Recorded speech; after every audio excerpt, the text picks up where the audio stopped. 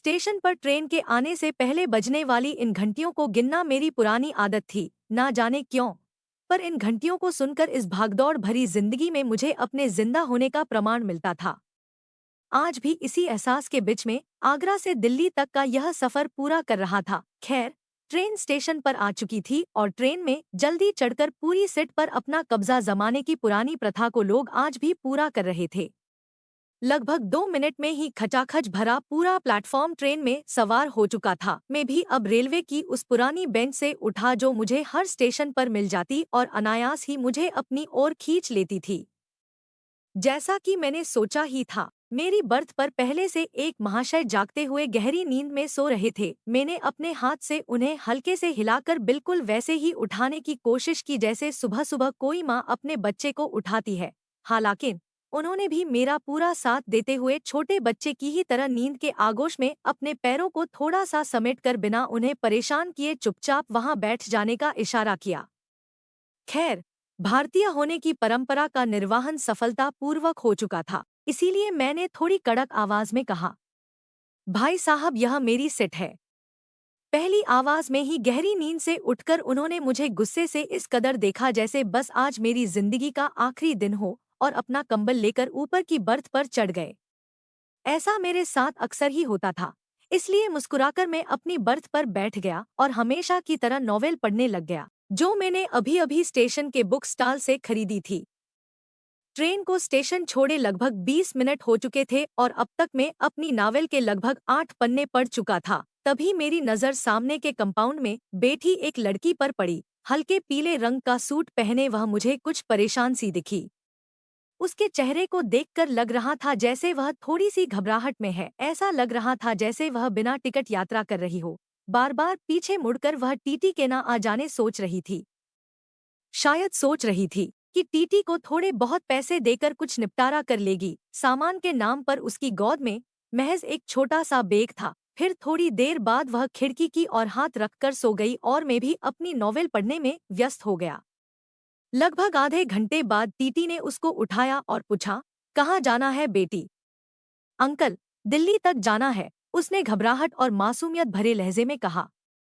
Ticket है? TT ने पूछा। हाँ अंकल, जनरल का है, लेकिन वहां चढ़ नहीं पाई इसलिए यहाँ आकर बैठ गई। ठीक है बेटा, लेकिन 300 रुपये पेनाल्टी लगेगी, टीटी ने कहा। लेकिन अंकल मेरे पास तो 100 रुपये ही हैं। लड़की की आंखें अब थोड़ी सी भीग चुकी थी। ये तो गलत बात है बेटा, पेनाल्टी तो भरना ही पड़ेगी, टीटी ने कहा। सॉरी अंकल, मैं अलगे स्टेशन पर जनरल डिब्बे में चली जाऊंगी। मेरे पास सच में 100 रुपये ही है।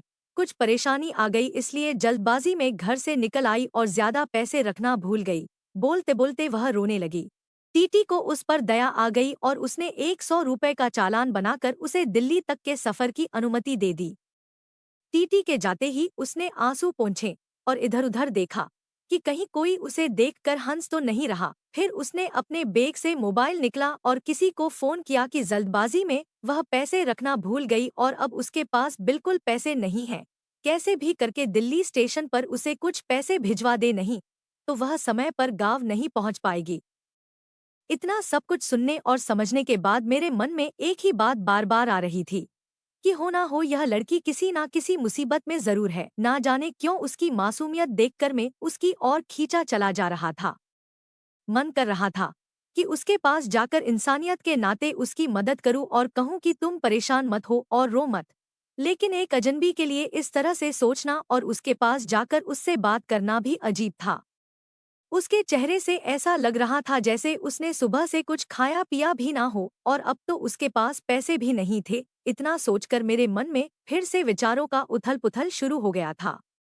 बहुत देर तक उसे इस तरह परेशानी में देखने के बाद मैं कुछ उपाय सोचने लगा जिससे उसकी मदद भी कर पाऊं और उसकी पहचान में भी ना आऊं।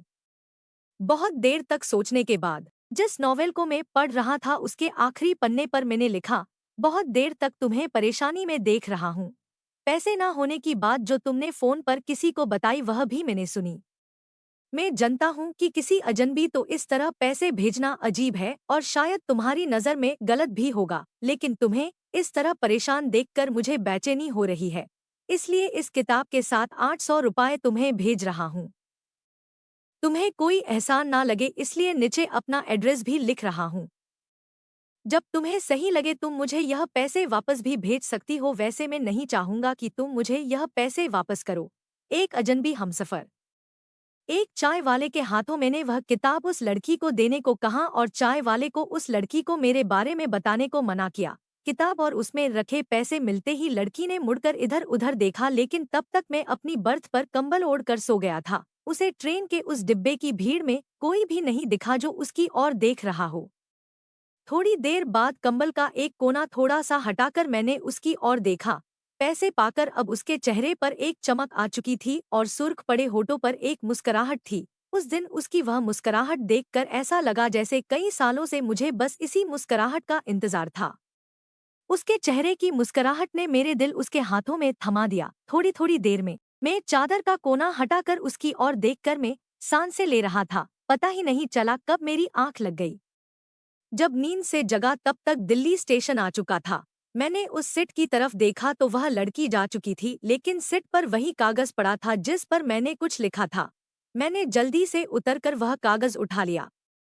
कागज की दूसरी ओर उसने लिखा था, थैंक यू मेरे अजनबी हमसफर, आपका यह एहसान मैं जिंदगी भर नहीं भूलूंगी। मेरी माँ आज मुझे छोड़कर चली गई है। घर में मेरे अलावा कोई भी नहीं है, इसलिए आनन फानन में घर जा रही हूँ। आज आपके दिए इन पैसों से मैं अपनी माँ को शमशान जाने से पहले एक बार देख पाऊंगी। बीमारी की वजह से माँ को ज्यादा वक्त तक घर में भी नहीं रखा जा सकता। आज आपकी वजह से मैं सही वक्त पर घर पहुँच पाऊंगी। आज से मैं आपकी कर्जदार हूँ। जल्द ही आपके पैसे लौटा दूंगी। उस दिन से उसकी वह नम आंखें और मुस्कुराहट मेरे जीने की वजह बन गई। हर रोज पोस्टमैन का इंतजार करता और उससे पूछता, शायद किसी दिन उसका कोई ढत आ जाए।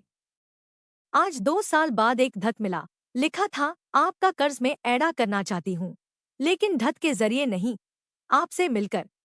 नीचे मिलने की जगह का पता लिखा था और आखिर में लिखा था, तुम्हारी अजनबी हमसफर। उसकी खत पढ़कर मैं बहुत खुश हुआ और उसे मिलने चला गया। वो मेरा वेट कर रही थी। मैं उसे मिला, हम दोनों ने बातें की, मैं बहुत ही खुश हो रहा था।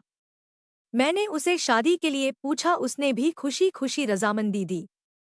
इस तरह से हम अजनबी हमसफर से हमेशा के लिए हमसफर बन गए।